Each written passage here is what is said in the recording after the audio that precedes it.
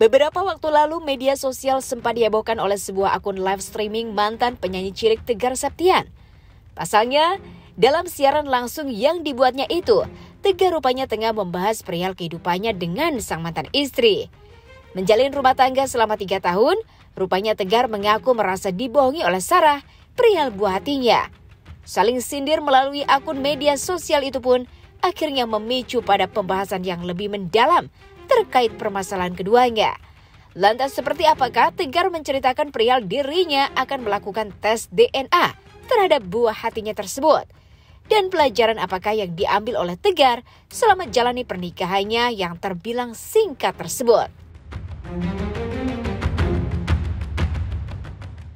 Oh kayak gitu sih, itu Tegar nggak mau cerita itu karena itu privasi ya. Mungkin karena Tegar waktu itu lagi emosi juga ya kan, terus kepancing sama netizen ya kan. Emosinya gara-gara karena mungkin ya Tegar kan sempet lagi di bawah juga gitu. Jadi ya apa namanya, ada main di belakang ya kan. Jadi Tegar harus jadi Tegar tuh kebawa emosi gitu. So jadi pancing lah sama netizen gitu ya kan. Dan akhirnya tiba-tiba beredar kemana-mana. Dan akhirnya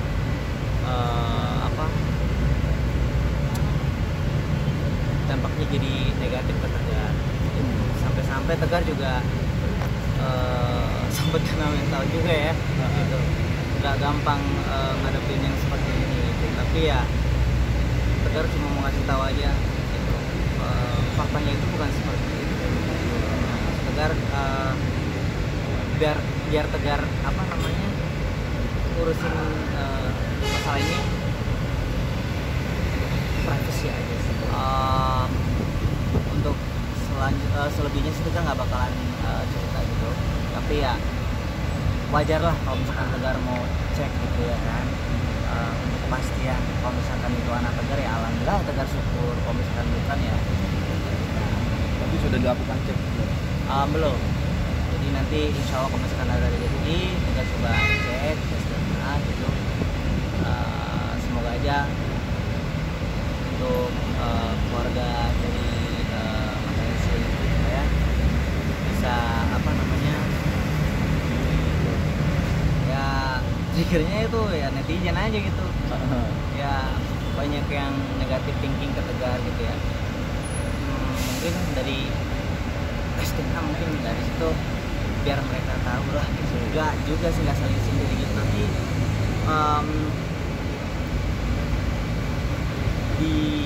bukan di sosmed atau apa gitu ya Tegar selalu apa selalu bilang sama dia ya kan gitu, waktu masih sama dia main sama siapa aja gitu ya pasti ada rasa cemburu atau apa gitu waktu Tegar masih sama dia gitu. Dan akhirnya memang udah takdirnya kayaknya Tegar nggak bisa sama dia lagi gitu ya, jadi kita memutuskan untuk bercerai.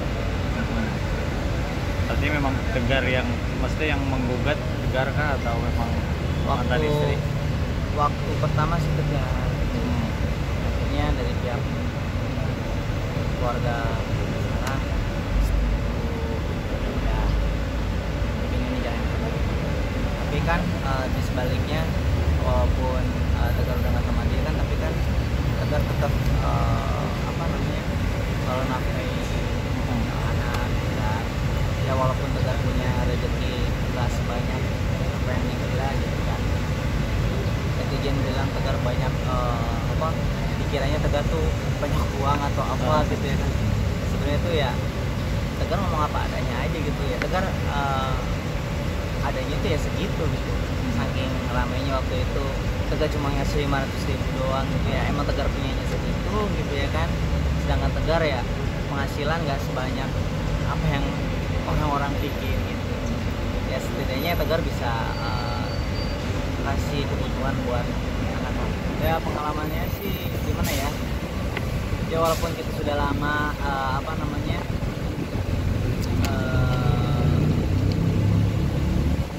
dalam rumah tangga gitu,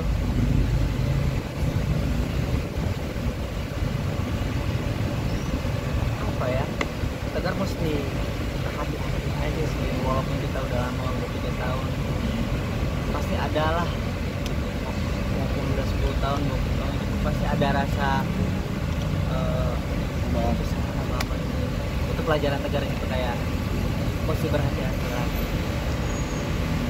Artinya tidak menutup komunikasi ya kan, Iya. sama mantan istri dan anak Iya, juga. gitu.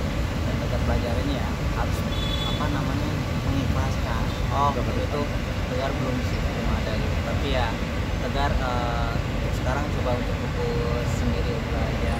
Tegar fokus mencari rezeki aja dulu. Kita juga nggak tahu ya kedepannya seperti apa, atau balik lagi sama dia atau enggak. Kan kita kan nggak tahu ya. Tapi ya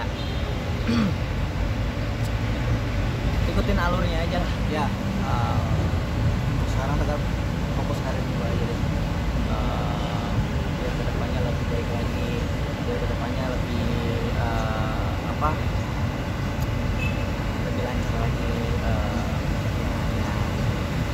biar semuanya bisa tercukupi lah.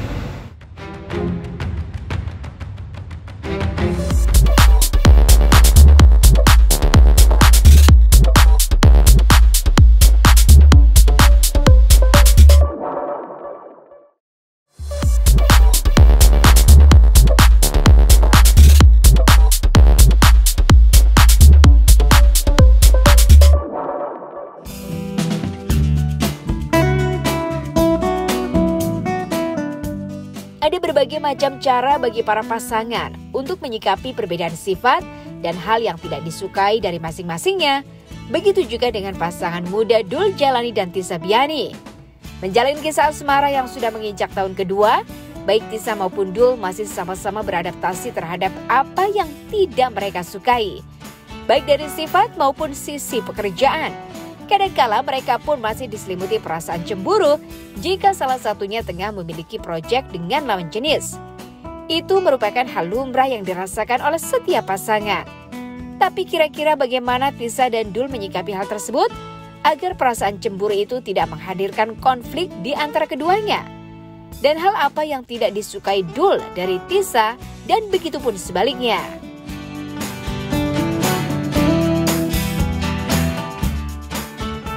Sama ya udah inilah tidak mengedepankan rasa lagi. Contohnya apa sih kalau boleh tanya? Ya tadi ya saya nggak mungkin bilang dong ntar tiba-tiba dulu tidak suka sama ini gitu.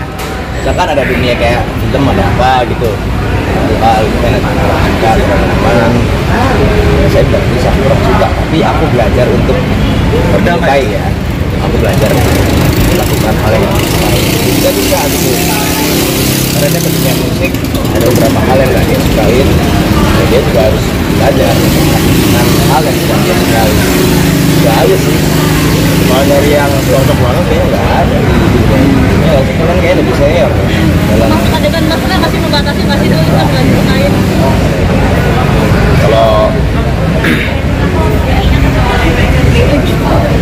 Kalau itu kan dari karya ya, saya nggak ngaku seniman, tapi saya kerja di dunia seni karena beda seni itu nggak bisa dilarang.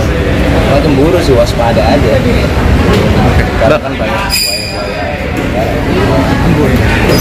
Bang Dul, sedikit dong ceritain Jaga komunikasi sama Tisa sering ngabarin tuh.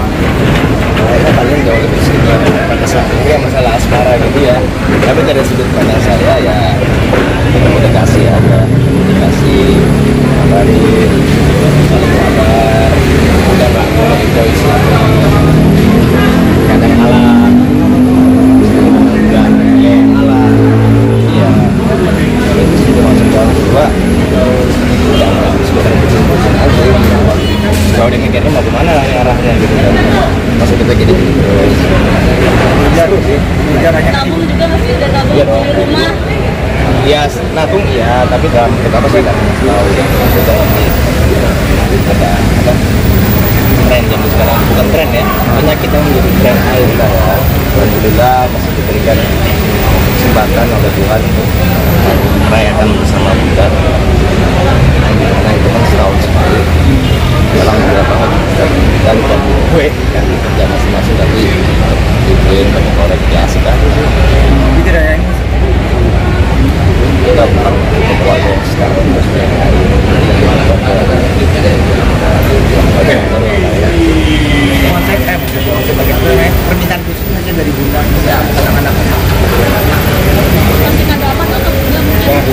kamera. Kalau di rumah tuh saya suka ini pakai sendal aja udah daripada tegur mungkin saya kasih ya, sendal sama sepatu gitu warna-warna. Kenapa merah juga suka warna-warna. Makanya lebih ke mungkin ada komen kayak lihat Pauls dulu lah ya. Contohnya? Iya. Agak. Ya gini aja. Ada lah kan ibaratnya dengan bisa sendiri kayak kan ibaratnya pacaran udah kasih dulu. Ya intinya kalau nggak serius ngapain gitu.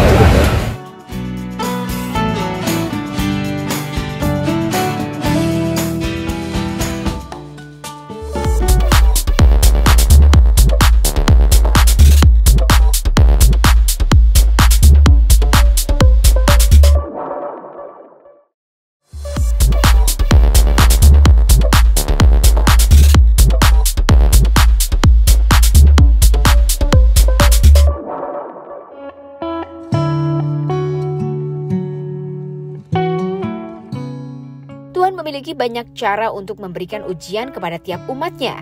Ada yang diuji dengan harta, ada yang diuji dengan kehilangan. Ada pula yang diuji dengan sebuah penyakit seperti yang diderita oleh Sutikarno. Suti yang dulu ceria dan bisa melakukan banyak hal, kini harus meratapi nasibnya dari kursi roda. Ya, divonis mengidap penyakit diabetes akut, pemeran Atun dalam sinetron Sidul ini memilih jalan untuk mengamputasi kakinya. Bukan hal mudah.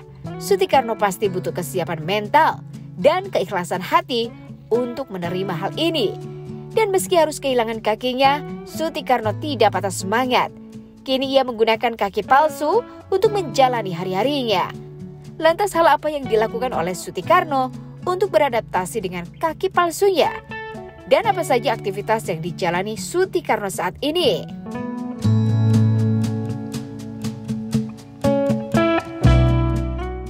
Sehat, tapi kan saya baru beradaptasi dengan kaki palsu saya yang baru jadi ya. Saya diberikan dari Kurnia Putra kaki palsu dan kita masih ngepas lah, belum final ya. Nanti 2 minggu ke depan mungkin setelah saya memakainya beradaptasi mungkin udah bisa dipasin.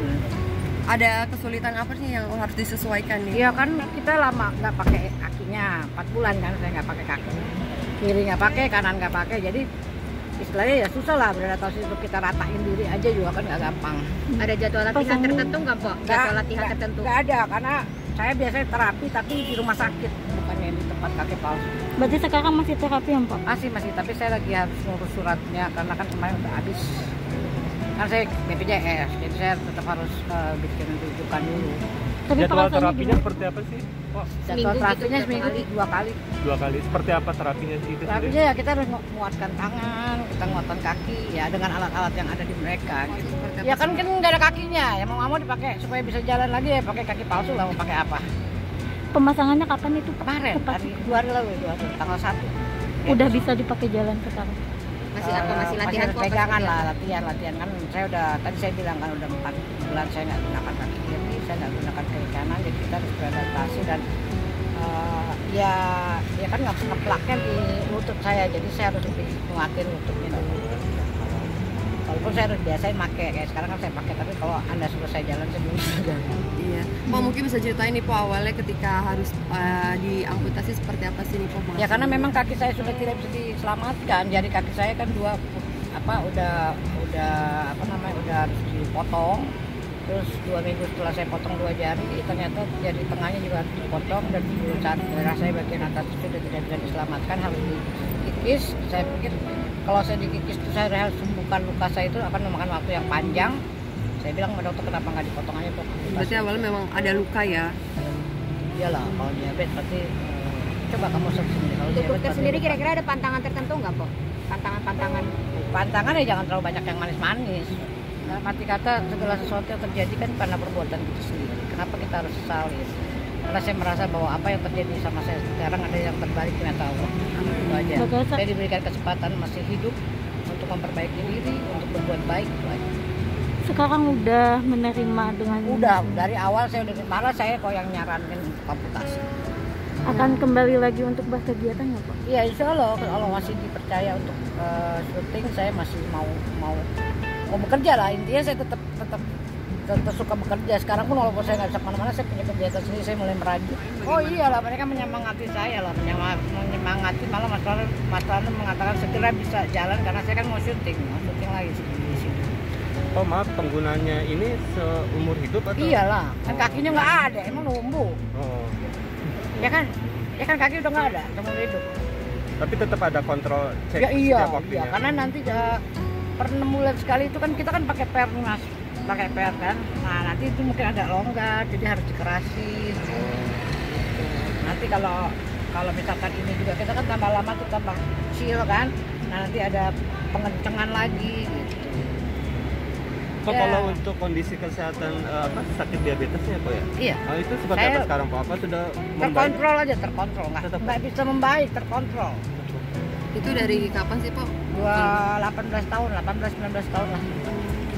Mau 20 kayaknya. Tapi memang udah banyak makanan yang harus. Oh ya, saya kan tadi saya bilang saya suka yang manis-manis, jadi ya itulah. Makanya jangan suka yang manis-manis, yang agak pahit dikit lah. Sampai akhirnya biasanya kan itu ada luka dulu kayak Iya, gitu. kan saya bilang tadi luka jari saya itu luka. Jari saya itu luka. Kapan tuh, Pok? Ya itu yang sebelum amputasi, kamu kaitannya kan? Tangganya, Pok? Ya, bulan Juli. Bulan Juli. Saya amputasinya Oktober. Juli saya operasi dulu, itu kena bisul juga. Agustus akhir. Enggak, saya nggak bisa minum jamu, badan saya aneh. Saya nggak bisa vitamin, saya nggak bisa jamu.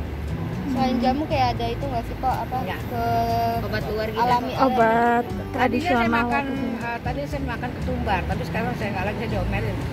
Gara-gara saya lupa, makanya terus lupa minum. Hari kontrol tiap hari apa Pak? Nggak bisa ditentuin Mas. Kalau kontrol, panas. Kalau kontrol diabetes itu ke dokter penyakit dalam, itu sebulan sekali. Kan saya juga masih kontrol ke dokter vaskular sebulan sekali. Nggak bisa ditentuin, rumah sakit lah. Di rumah sakit mana Pak? Fatmawati.